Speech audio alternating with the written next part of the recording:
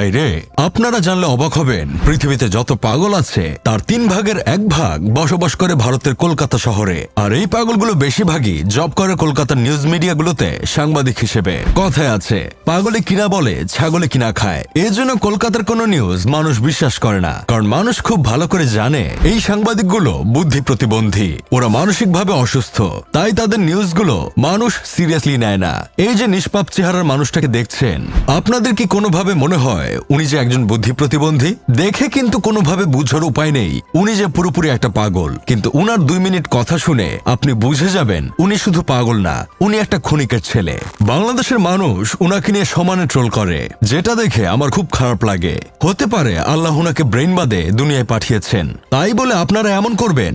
একজন পাগলের সাথে কখনোই এমন করা ঠিক না। আপনাদের বোঝা উচিত ছিল সে পাগল হলেও মানুষ, নিজের বউ পোলাপানকে 2 মুঠো খাওয়ানোর জন্যই এমন পাগলামি ছাগলামি করে।